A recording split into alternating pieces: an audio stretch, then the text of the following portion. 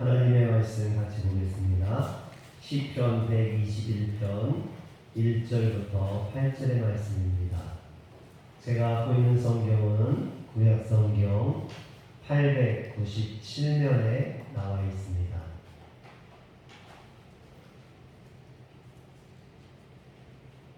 시편 121편 1절부터 8절의 말씀을 같이 교독합니다. 내가 산을 향하여 눈을 들리라. 나의 도움이 어디서 올까? 나의 도움은 천지를 지으신 여호와에게서다. 여호와께서 너를 실족하지 아니하게 하시며 너를 지키시는 이가 졸지 아니하시리로다. 이스라엘을 지키시는 이는 졸지도 아니하시고 주무시지도 아니하시리로다. 여호와는 너를 지키시는 이시라. 여호와께서 내 오른쪽에서 내 그늘이 되시나니 낮에 내가 너를 상하게 하지 아니하며 밤에 달고 너를 지키지 아니하리로다. 여호와께서 너를 지켜 모든 환난을 면하게 하시며 또 내 영혼을 지키시리로다. 여호와께서 너의 출입을 지금부터 영원까지 지키시리로다. 아멘. 할렐루야. 아멘. 오늘 저는 여러분들과 함께 시편 121편 1절에서 8절의 말씀을 가지고 나의 도움이 어디서 올까라는 제목으로 함께 은혜를 나누고자 합니다. 사람이 태어나서 혼자 살 수는 없습니다. 누군가의 도움을 받고 또 함께 어울리며 살아가게 되어 있습니다. 하나님께서 우리를 그렇게 창조하셨죠. 그러므로 우리가 서로 도와주고 사랑하며 사는 것이 매우 중요합니다. 그런데 그것보다 더 중요한 것이 있죠. 그것은 우리를 지으신 하나님을 믿고 의지하는 것입니다. 시편 121편은 시편에 나오는 15편의 성전 순례 시편 가운데 두 번째 성전 순례 시에 해당합니다. 예루살렘 성전을 향해 나아가는 순례자가 외로운 순례길 가운데 하나님의 보호하심과 돌보심을 간구하면서 부르는 노래입니다. 그런데 어떤 사람들은 오늘 말씀을 다윗이 전쟁터에서 적들의 위험 가운데 하나님이 자신을 지켜주실 것을 신뢰하면서 부른 군병의 노래라고 합니다. 또 어떤 사람들은 이 시편을 여행자의 시편이라고도 말합니다. 여행하는 사람들이 여행 중에 만나는 고통과 어려움 가운데 하나님의 신실하신 보호와 위로를 구하면서 부른 노래라는 것입니다. 그러나 이 시편이 군병의 노래든지 또는 여행자의 시편이든지 아니면 순례자의 노래이든지 중요한 것은요, 다윗이 어떤 어려움 가운데 권능의 하나님께 보호하심과 돌보심을 구하고 있다라는 것입니다. 다윗은 지금 비록 사정이 있어서 예루살렘을 떠나 있지만 또 어려움 가운데 고난 가운데 위험 가운데 있지만 그는 늘 예루살렘을 그리워하고 하나님의 성전에 나아가고 싶어합니다. 또 그 하나님이 자신을 돌봐주실 것을 고백하고 있습니다. 여기서 우리가 어떤 다윗이 말하고 있는 산에 대해서 좀 알아볼 필요가 있죠. 이스라엘의 산은 우리나라의 산과 다릅니다. 왜냐하면 우리나라 산들은 나무들이 많이 있고 아름다운 산이죠. 계절마다 꽃이 피거나 단풍이 들기도 합니다. 그러나 이스라엘의 산은 그런 나무가 풍성한 아름다운 산이 아니라 황량한 돌밖에 없는 돌과 흙밖에 없는 그리고 거칠고 뾰족뾰족하고 위험한 산이죠. 동물도 식물도 살아갈 수 없는 그런 황량한 광야와 같은 산입니다. 우리나라도 산이 많지만요, 이스라엘에는 약 75%가 유다의 광야와 내개국 사막으로 되어 있습니다. 그리고 나머지 25%만 서쪽 해안변을 따라서 또 갈릴리 지역을 중심으로 평야지대가 형성되어 있습니다. 그래서 이스라엘에서 산을 지난다라는 것은 어떤 고통이고 괴로움이고 생명이 보장되지 않는 그런 위험함을 뜻합니다. 특히 광야에는요, 낮에 뜨거운 태양빛이 내리쬐이고 밤에는 급격히 기온이 떨어지고 또 이 광야에는 위험한 동물들이 많이 있죠. 전갈이나 늑대나 뭐 이런 위험한 동물들이 있기 때문에 사람들이 이 광야를 지난다는 것은 굉장히 어렵고 힘들고 위험한 곳입니다. 그래서 이스라엘 백성들은 되도록이면 그 광야를 지날 때 산을 지나지 않습니다. 산으로 넘어갈 수가 없어요. 그러면 어디로 가느냐? 산과 산 사이에 계곡을 따라 움직입니다. 왜냐하면 계곡에는 햇빛을 피할 수 있는 그늘도 있고 또 이 계곡에는 웅덩이나 동굴이나 이런 것들도 있고 그 동굴 속에는 비가 내려서 모여있는 고인 물도 있기 때문에 사람이 그나마 살아갈 수 있는, 지날 수 있는 길이기도 합니다. 그런데 이 광야를 지나야 예루살렘에 갈 수 있다라는 거예요. 여러분, 이 위험하고 어려운 산들로 둘러싸여 있는 이 광야를 지나야 우리가 하나님 앞에 나아갈 수 있는 그 예루살렘 성전으로 나아갈 수 있다는 거죠. 이것은 마치 우리 인생과 같습니다. 우리 인생은 늘 광야와 같이 위험한 것들이 많이 있고요. 고난과 역경이 많이 있습니다.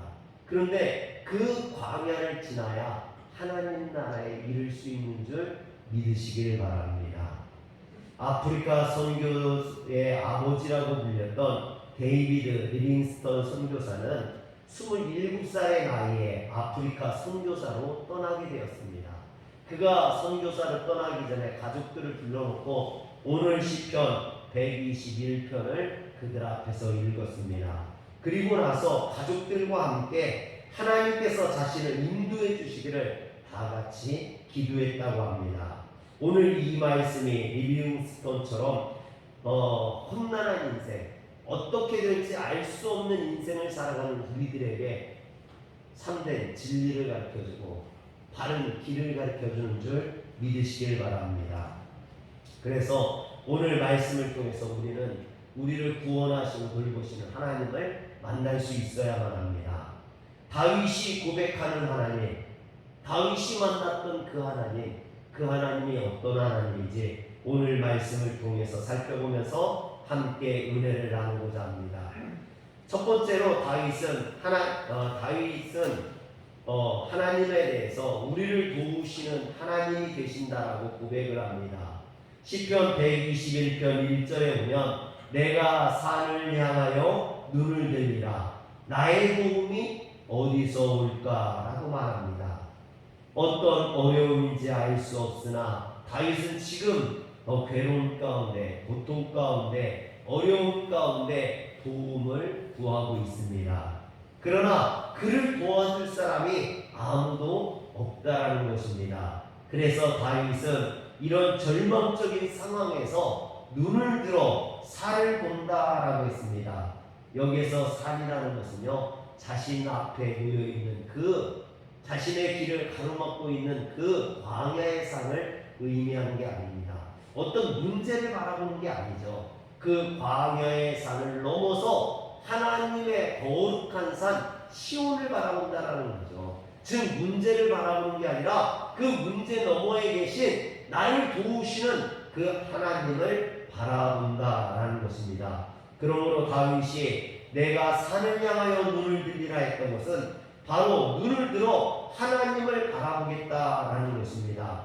그렇다면 다윗은 왜 하나님을 산이라고 표현을 했을까요? 여러분, 그것은 산이 변하지 않는 그런 특성 때문입니다. 여러분, 우리의 인생은 너무나 쉽게 변합니다. 사람들은 너무나 쉽게 변하죠. 그러나 산은 변하지 않습니다. 이처럼 하나님께서는 변치 않는 진리의 하나님이라는 것입니다.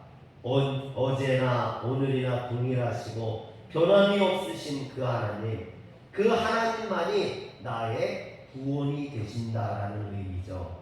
여러분, 하나님을 우리는 그래서 찬양해야 됩니다. 변함이 없으신 하나님, 산과 같으신 하나님, 나를 늘 지키시고 보호하시는 하나님, 그 영원 무궁하신 하나님을 찬양할 수 있어야 됩니다. 그래서 내가 산을 향하여라는 찬양에 보면 내가 산을 향하여 눈을 들리라 나의 도움이 어디서 올꼬 전지 지으신 여호와 나의 왕이여 영원 무궁히 지키시리로다. 할렐루야. 여러분, 나의 도움이 어디에서 올까? 영원 무궁히 나를 지키신 그 하나님이 나의 구원이시다라고 고백하시기를 주의 이름으로 축원합니다. 그런데 우리가 일생을 살아가다 보면 다윗처럼 광야의 산들로 가로막힐 때가 있어요. 문제에 겹겹이 둘러 쌓일 때가 있습니다. 대학 입시의 산, 취직의 산, 성공의 산, 자녀의 산, 물질의 산, 이런 산과 같은 커다란 문제들이 우리 인생을 가로막고 우리를 절박한 상황에 빠지게 할 때 우리는 어떻게 해야 됩니까? 다윗처럼 하나님을 불러야 됩니다. 나의 도움이 어디에서 올까? 여러분, 이것이 어떻게 보면 우리 인생의 가장 근본적인 질문입니다. 한번 저를 따라해 하시기 바랍니다. 나의 도움이 어디에서 올까? 다시 한번 하겠습니다. 나의 도움이 어디에서 올까? 누가 나를 도와줄 수 있느냐라는 거죠. 누가 나를 구원해 줄 수 있느냐라는 것입니다. 이런 것들을 고민했을 때, 그리고 걱정했을 때, 염려했을 때 비로소 다윗은 변치 아니하시는 자신을 도우시고 돌보시는 그 영원하신 하나님, 능력의 하나님, 진리의 하나님, 그 구원의 하나님을 만나게 되었던 겁니다. 이처럼 나를 도우실 수 있는 분이 누구인지 비로소 깨달았을 때 우리는 다윗처럼 하나님을 나의 하나님으로, 영원하신 구원의 하나님으로 고백하게 됩니다. 2절에 보니까 나의 도움은 천지를 지으신 여호와께서로다 라고 다윗이 고백하죠. 여러분, 우리가 살아가면서 풀리지 않는 문제가 생기고 이상이 생기고 심한 어려움을 겪어야 될 때 어떻게 해야 됩니까? 여러분, 사람을 찾아가나요? 아니면 주변에 나를 도울 수 있는 것이 있나 살펴봅니까? 여러분, 그러나 그것들로 문제가 해결되지 않는다라는 겁니다. 우리를 창조하시고 지으신 그 하나님 앞에 나아갔을 때 비로소 모든 문제가 해결받게 되는 줄 믿으시길 바랍니다. 그래서 시편 60편 5절에 보면 나의 영혼아 잠잠히 하나님만 바라라 물은 나의 소망이 그로부터 나오는도다 라고 고백합니다. 진정 우리를 도우시는 분, 우리에게 힘을 더하시는 분은 만군의 하나님 한 분이시다라는 거죠. 또 이사야 선지자도 이사야서 40장 31절에 보면 오직 여호와를 앙망하는 자는 새 힘을 얻으리니 독수리가 날개치며 올라감 같을 것이요 다른 박질하여도 곤비치 아니하겠고 걸어가도 피곤치 아니하리로다 그랬습니다. 1936년에 태어난 미국 인디애나주의 알렉산드리아라는 곳에서 빌 게이더라는 한 소년이 태어났습니다. 이 소년은 어려서부터 노래를 잘했어요. 고등학교 때는 그 동생과 보컬 밴드 게이더 트리오라는 것을 만들었습니다. 본인이 생각할 때 자신이 노래도 잘하고 기타도 잘 치고 음악적인 재능도 뛰어나서 금방 스타가 되고 사람들이 알아봐 줄 거라고 생각을 했는데 아무도 그를 알아봐 주지 않는 겁니다. 그를 불러주지 않는 거죠. 결국 그는 가수로서의 꿈을 실패를 하고 영어 선생님이 되었습니다. 대학교를 졸업하고 영어 선생님이 되었어요. 그렇지만 자신의 꿈을 포기할 수 없는 겁니다. 그래서 하나님 앞에 늘 기도했습니다. 하나님, 내 꿈은 노래 부르는 것입니다. 나에게 주신 이 찬양의 달란트로 마음껏 주님을 찬양하고 소개할 수 있게 해주세요. 그가 성가대에서 이렇게 찬양을 하는데 그가 지었던 찬양이 살아계신 주입니다. 여러분들도 아시는지 모르겠습니다. 제가 한번 해볼게요. 주 하나님 독생자 예수 날 위하여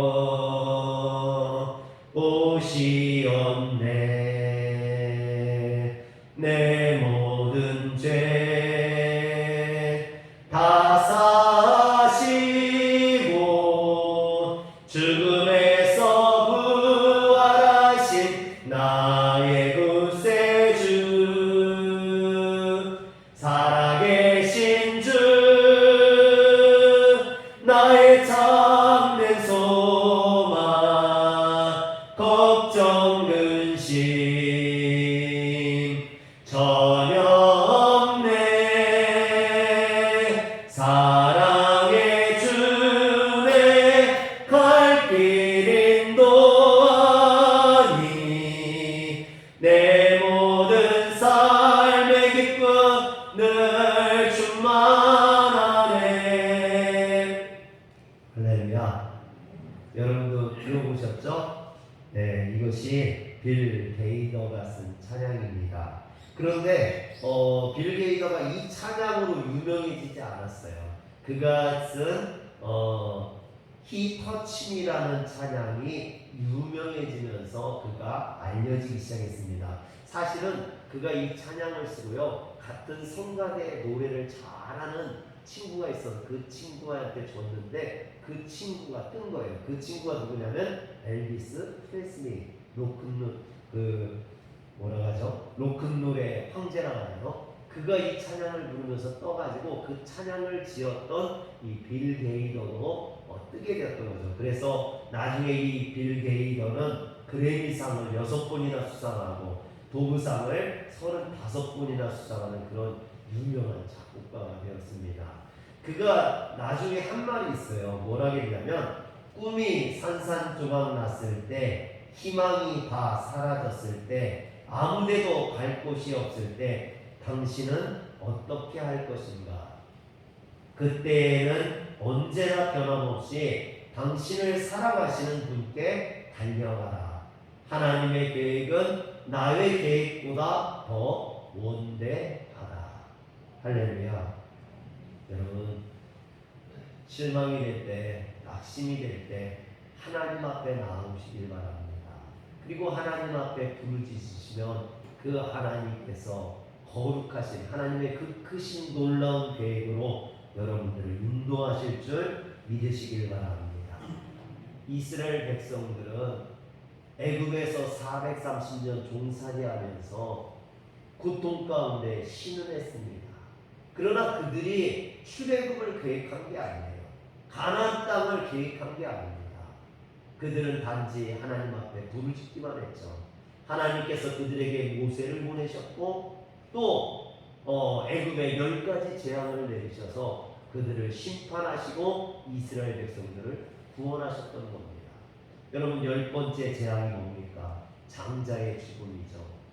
애굽에서 태어난 장자들은 또 그곳에서 난 첫 새끼들은 다 죽임을 당했습니다. 그러나 하나님께서는 6월절 어린 양의 피를 문설주에 바른 집에는 이스라엘 백성들에게는 그 죄와 사망의 심판이 넘어가는 유월하는 은혜를 베푸셨죠. 사랑하는 성도 여러분, 여러분들이 예수 그리스도의 보혈의 피가 오늘 이 시간에 여러분들 이마에 발라지기를 주 이름으로 축원합니다. 그래서 모든 환난과 고난과 또한 죽음의 모든 공포가 여러분들 넘어가시길 주 이름으로 축원합니다. 하나님은 우리를 지켜주시되 먼저 실족지 않게 하시는 하나님입니다. 3절에 보면 여호와께서 너를 실족하지 아니하게 하시며 너를 지키시는 이가 졸지 아니하시리로다 했습니다. 여기서 실족하다라는 말은요, 발을 잘못 디디다, 비틀거리다, 흔들리다 이런 뜻이 있습니다. 그런데 성경에서는 이 말이 주로 뭐로 쓰이냐면 멍에라는 말로 쓰입니다.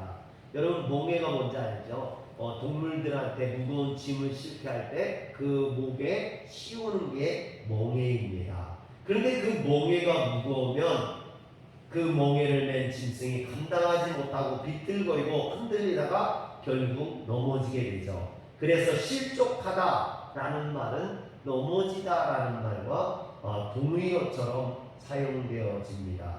여러분 광야를 지난다는 것은 생각처럼 쉬운 일이 아닙니다.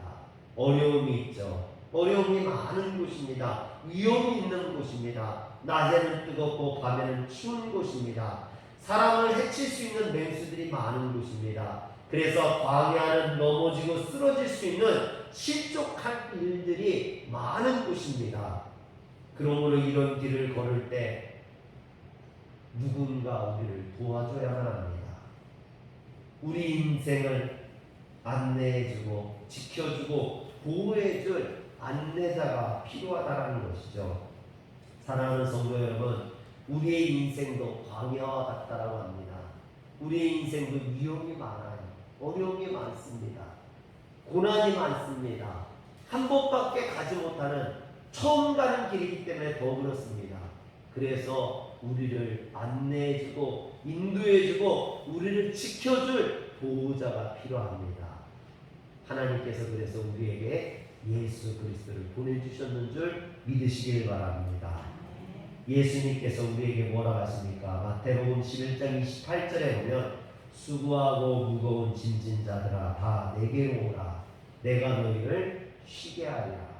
우리 안내자가 되신 그 주님 앞에만 나아가면 그 주님이 우리를 쉬게 해주시고 우리를 평안케 해주시는 줄, 우리를 안전하게 보호해 주시는 줄 믿으시길 바랍니다.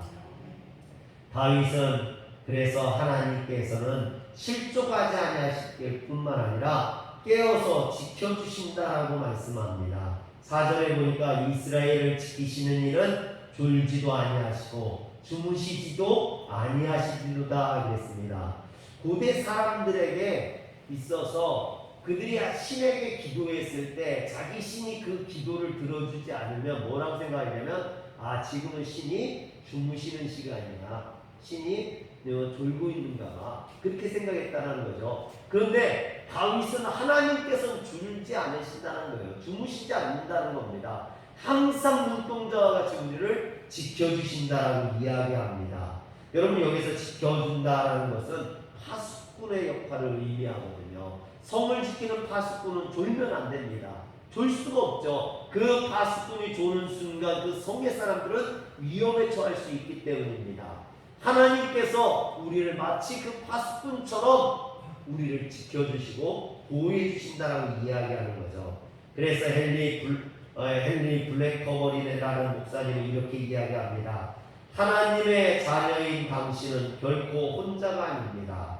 당신의 목자께서 당신과 항상 함께 하십니다. 따라서 당신이 있는 곳으로 그분을 부를 필요도, 지금 그분이 어디 계시냐며 의아해할 필요도, 행여 당신을 버리실까 두려워할 필요도 없습니다. 그분은 당신 앞에서 가시며 당신 옆에서 걸으시며 당신 뒤에서 따라오시며 당신을 안전하게 지켜주고 계십니다. 할렐루야. 사랑하는 성도 여러분, 우리를 지켜주시고 보호해 주시는 그 하나님, 마치 파수꾼처럼 우리를 보호하시는 그 하나님, 그 하나님 안에 가면 안전한 줄 믿으시길 바랍니다. 또 다윗은 하나님께서 우리의 그늘이 되어 주신다라고 말합니다. 5절에 보니까 여호와는 너를 지키시는 이시라. 여호와께서 내 오른쪽에서 내 그늘이 되시나니 했습니다. 이스라엘 백성들이 40년 동안 광야 생활을 하면서요 힘들었던 것들이 여러 가지가 있어요. 어떤 먹을 거에 대한 거, 또 옷에 대한 문제, 마실 물에 대한 문제, 여러 가지 어려움이 있었지만 그 중에서 가장 힘들고 어려울 수 있었던 건요, 바로 낮의 더위와 밤의 추위입니다.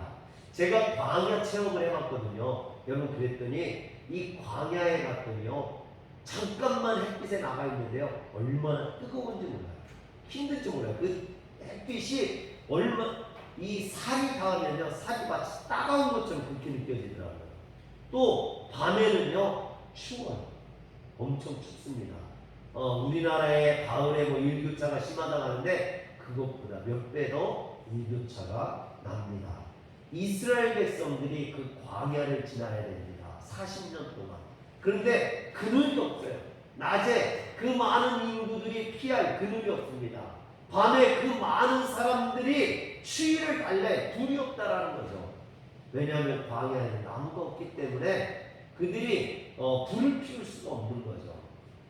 하나님께서 그들을 구름 기둥과 불 기둥으로 인도해 주시지 않았다면 이스라엘 백성들은요, 낮에 열사병으로 밤에 추위에 동상으로 얼어 죽을 수밖에 없었다라는 겁니다.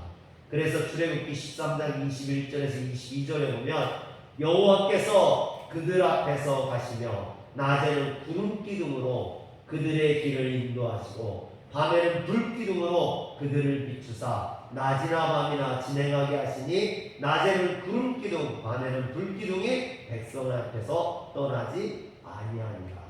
할렐루야.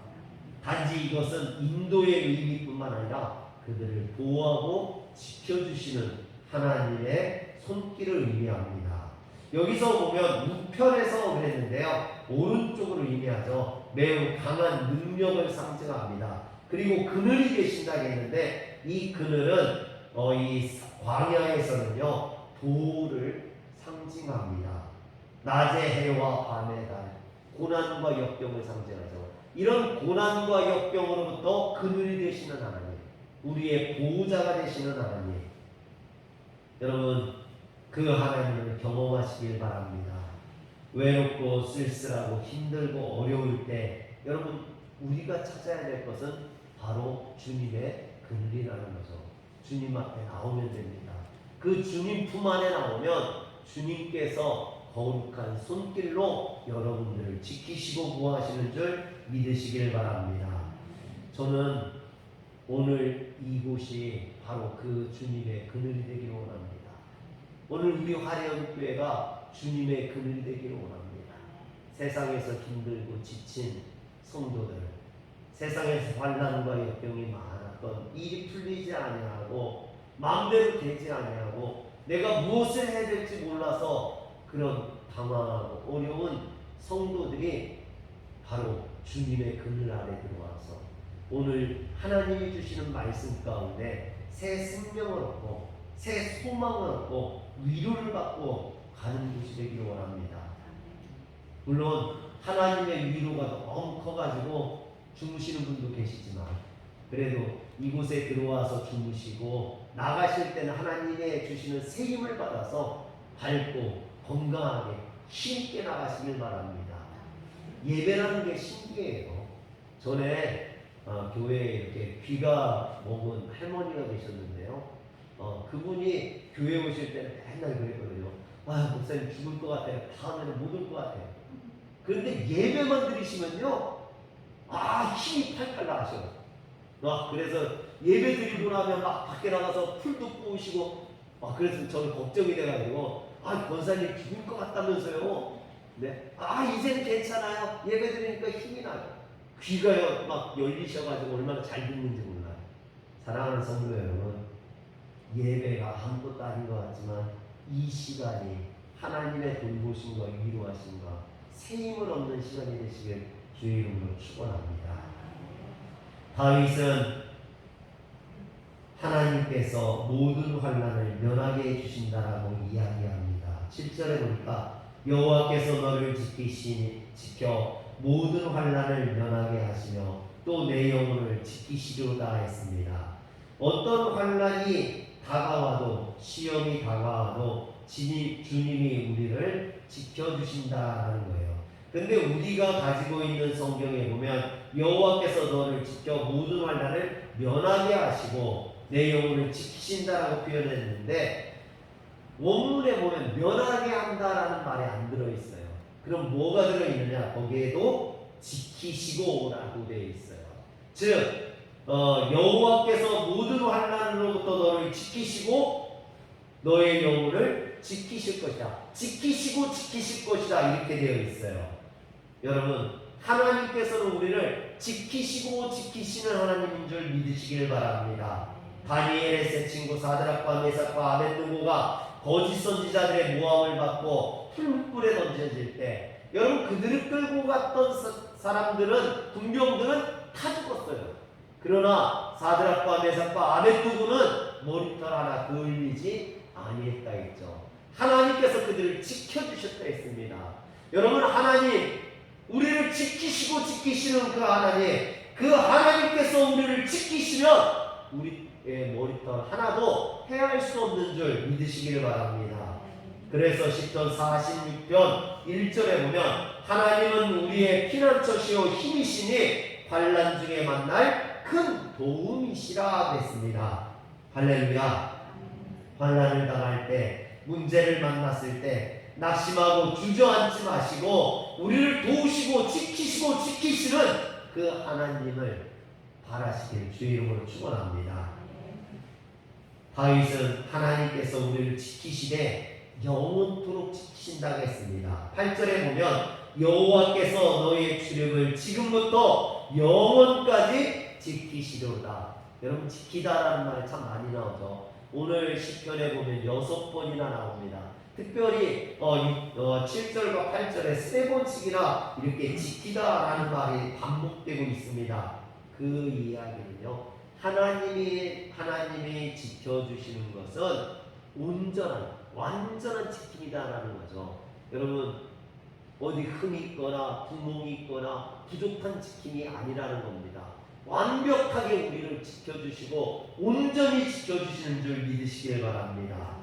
우리가 예수님을 믿는 그날부터 저 하나님 나라에 갈 때까지 주님께서 우리의 개인을, 우리의 가정을, 우리의 생활과 우리의 자녀를 지키시고 보호하시되 영원토록 지켜주신다라는 겁니다.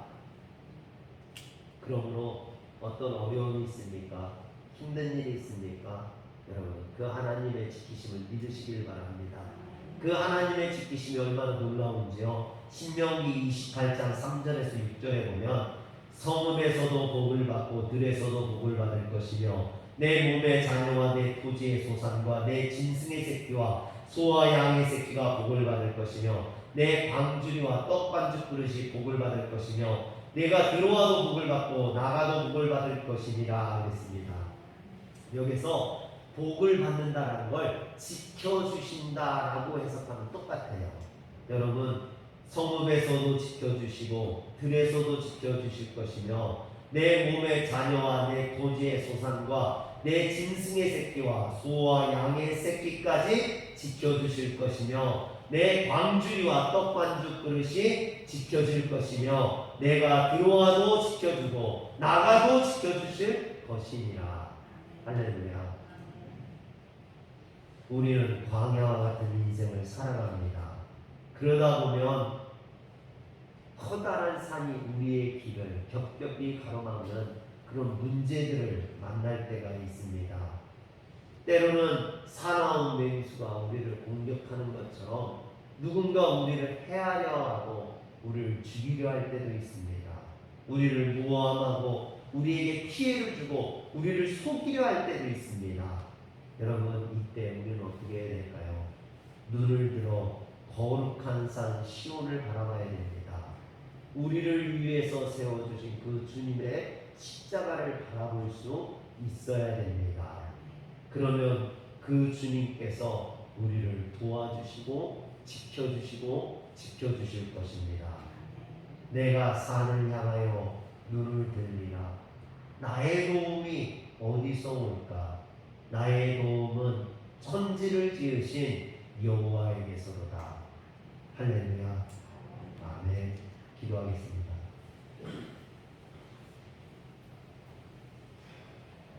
전능하신 하나님, 오늘 우리도 다윗과 같이 고백하기를 원합니다.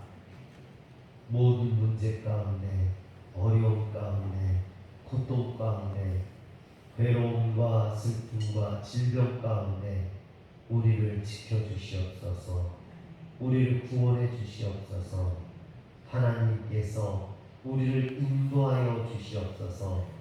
우리가 지치거나 실망하거나 낭망하지 않게 하시고 온전히 하나님을 믿음으로 승리하게 하여 주시옵소서. 우리 주 예수님의 이름으로 기도합니다. 아멘.